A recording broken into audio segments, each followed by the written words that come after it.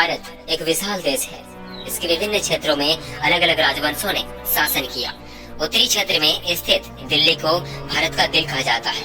आज यह नई दिल्ली हमारे देश की राजधानी है। तोमरों एवं चौहानों के शासन काल में दिल्ली एक महत्वपूर्ण वाणिज्यिक केंद्र बन गया था।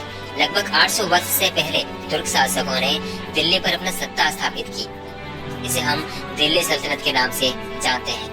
दिल्ली सल्तनत के अंतर्गत 1206 ईस्वी से 1526 ईस्वी तक 5 वंशों ने 320 वर्षों तक शासन किया। इसका नियंत्रण इस उपमहाद्वीप के बहुत बड़े क्षेत्र पर था। इन सुल्तानों ने दिल्ली में अनेक नगर बसाए। इसमें दिल्ली एक गुहना, सीरी और जहांपनाह प्रमुख नगर थे। बात करते हैं पहले वंश की, तो वो है गुलाम वंश या ममलुक वंश। ममलुक अरबी भाषा का शब्द है जिसका अर्थ है गुलामी के बंधन से मुक्त माता पिता की संतानें। इस वंश के 11 शासक में 3 ऐबक, इल्तुतमिश व बलबन ही दास थे। गजनी और हेरात के मध्य स्थित गौर के शासक शहाबुद्दीन उर्फ मुइजुद्दीन गौरी ने भारत पर कई आक्रमण किए। तराइन के पहले युद्ध 1911 में पृथ्वीराज चौहान से हारने के बाद अगले वर्ष उसने तराइन के दूसरे युद्ध में विजय प्राप्त की। गौरी भारत के विजित प्रदेशों पर शासन का भार अपने गुलाम सेनापतियों को सौंपकर गजनी लौट गया। 1206 ईस्वी में गौरी की मृत्यु के बाद कुतुबुद्दीन ऐबक ने स्वतंत्र रूप से दिल्ली के शासन की बागडोर संभाली। कुतुबुद्दीन ऐबक दिल्ली सल्तनत का पहला शासक था। उसे भारत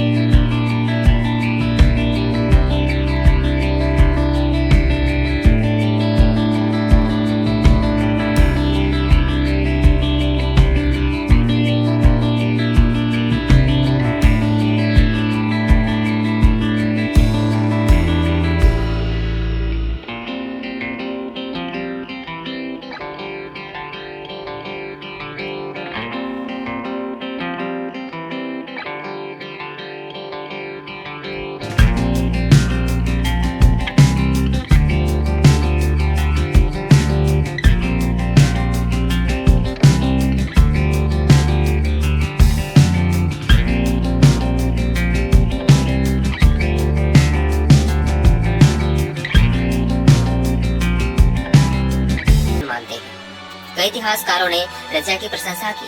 इतिहासकार मिनहाज उस सिराज ने लिखा है कि रजिया एक महान शासिका थी, बुद्धिमान, न्यायप्रिय, उदारचित और प्रजा की शुभचिंतक, प्रजा पालक और अपने सेनाओं की कुशल नेत्री थी। उसमें बादशाहत के सभी गुण विद्यमान थे। के निजामी ने लिखा है, इस बात से इनकार नहीं किया जा सकता है कि इल्तुतमिश के उत्तराधिकारियों में वह सबसे श्रेष्ठ थी। बलबन ने सुल्तान की प्रतिष्ठा को स्थापित करने एवं अपने विरोधियों के दमन के लिए लौह और रक्त की नीति अपनाई। उसने चालीसा दल का दमन किया। उसके अनुसार सुल्तान पृथ्वी पर ईश्वर का प्रतिनिधि होता है।